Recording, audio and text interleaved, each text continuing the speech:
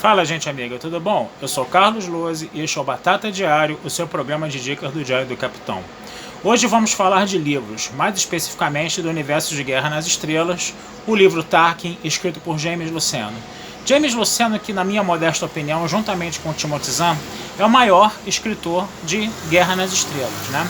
E esse livro do Tarkin, por que ele é tão interessante? Porque ele vai dar um passado, ele vai dar uma trajetória, ele vai dar toda uma história para o Grand Moff Tarkin, né? Que é aquele personagem interpretado pelo Peter Cushing, que a gente viu lá no episódio 4, que infelizmente foi pouco aproveitado, até porque ele morre, né, na explosão da Estrela da Morte, né?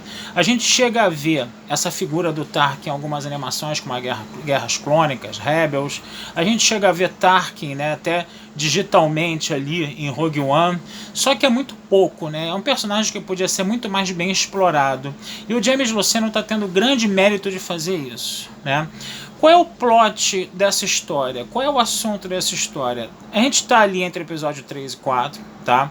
Tá havendo a construção da Estrela da Morte numa base chamada Sentinela, que fica na orla exterior, e um grupo de rebeldes ataca essa base, além de roubar a Pico da Carniça, que é a nave pessoal do Tarkin.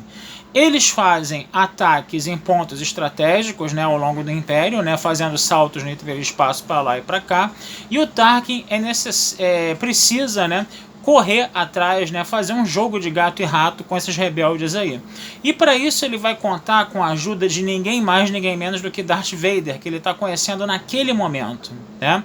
E se eles no episódio 4 já são amigos de longa data, né, nesse momento em que eles estão se conhecendo, a relação dos dois é muito conflituosa. Por quê? Porque o Tarkin ele não consegue saber o que o Darth Vader está pensando, saber o que o Darth Vader está sentindo, porque o rosto dele está escondido atrás daquela máscara, né? E aí a relação dos dois, num primeiro momento, vai ser conflituosa, né? É interessante a gente perceber nessa história aí que, novamente, a noção de centro e periferia está sendo trabalhada, né? A noção de centro, onde você tem o núcleo da galáxia como o mundo desenvolvido, né? Onde está a capital de Coruscant, né? A capital do Império, né? Que é Coruscant, que foi, vamos dizer assim, a capital da República também, né? E você tem a orla exterior, né, da galáxia, que é considerada um mundo subdesenvolvido. Orla exterior, onde você tem planetas, por exemplo, como Naboo, que é o planeta natal do senador Palpatine, né, que vai ser o imperador. Você tem planetas como Tatooine, onde você está vendo o Ben Kenobi no exílio, onde você vê o Luke Skywalker, né? Tem o planeta Geonosis, onde você vê a primeira batalha no episódio 2, né, do exército de clones e do exército de droids do Conde Dooku, né? E você tem também o planeta Eriado, que é o planeta natal de Tarkin, né? Tarkin, que faz parte de uma família altamente aristocrática e nobre, né? E aí é interessante você perceber até o porquê daquele comportamento até muito britânico, né, muito aristocrático que você vê no Tarkin lá no episódio 4, né? Mas é uma família aristocrática que alerta para o Tarkin o seguinte: os luxos e o conforto da nobreza podem acabar de uma hora para outra.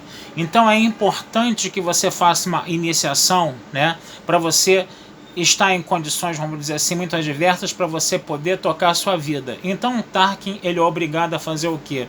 Ele é obrigado a fazer todo um ritual de iniciação no planeta que tem condições altamente inóspitas e selvagens, né?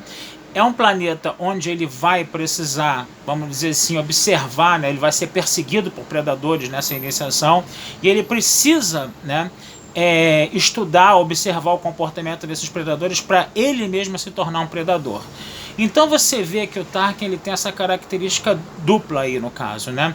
Ele ao mesmo tempo que é um cara altamente elegante, que é um cara altamente refinado, que é um cara altamente aristocrático, que tem uma preocupação muito grande com o corte dos seus uniformes e tudo, ele também tem esse passado, né? Essa formação altamente selvagem, né? E é interessante a gente perceber que essa característica dupla ajuda ele, entendeu, a galgar posições no Império, um Império que é altamente preconceituoso, né, com os povos da orla exterior, né? Outra coisa também que é muito legal da gente perceber é o seguinte, é a semelhança que você vê de toda essa história do Tarkin, né, do seu planeta natal, de sua iniciação, né, com a colonização, com a história da colonização aqui na América, né? Por exemplo, os primeiros portugueses que chegaram aqui no Brasil, né, eles não se intitulavam colonizadores, eles se intitulavam conquistadores, e eles enfrentaram uma condição muito semelhante à do Tarkin, né? Eles estavam numa floresta, vamos dizer assim, selvagem, com animais selvagens que eles não conheciam, tiveram que estabelecer, vamos dizer assim, entendimento e relacionamento com os índios, né? Ou seja, eles enfrentaram todas as condições adversas para poder ocupar e colonizar o território, né? Então é uma coisa muito interessante da gente perceber, né, dessa semelhança aí entre a colonização brasileira e, vamos dizer assim, o Tarkin, né? É muito interessante a gente perceber isso. O título, né, de Grand Moff, né, que a gente vê na história, né, é interessante a gente perceber o quê? Que o Tarkin, no primeiro momento, ele vai ser o líder do seu planeta, né, Eriado, e à medida que ele vai subindo no Império, ele tem o título de Moff, que seria um governador, vamos dizer assim, local da Orla Exterior, né? E depois ele vai ter o título de Grand Moff, que é justamente ser governador de toda a Orla Exterior, né?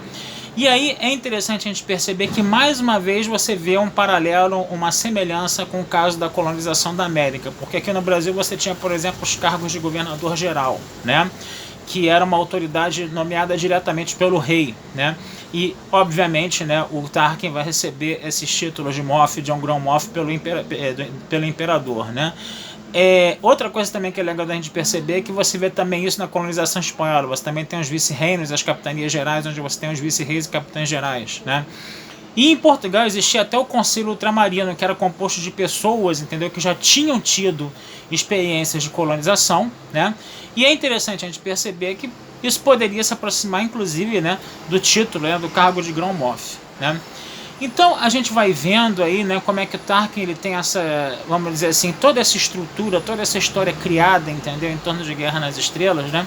E vai dar, vamos dizer assim, uma elegância, um rigor para a história de Guerra nas Estrelas, para o universo de Guerra nas Estrelas, muito interessante, e é por isso que eu recomendo demais essa leitura para vocês, tá? O James Luceno realmente é um cara que sabe escrever muito bem, tá? Eu vou falar em outras oportunidades dele aqui, tá? Mas por enquanto eu fico por aqui por hoje, né? Desejando vida longa e próspera para todos, né? Sempre recomendando para visitarem lá o meu site, batataespacial.com.br, onde vocês podem ver meus artigos sobre filmes, podem ver minhas resenhas de livros, podem ver minhas coleções de postais antigos, podem ver meus textos sobre séries, sobre séries, né? E por aí vai, minhas poesias também, meus contos e por aí vai, tá? Então é isso aí, gente. Um abração, fui!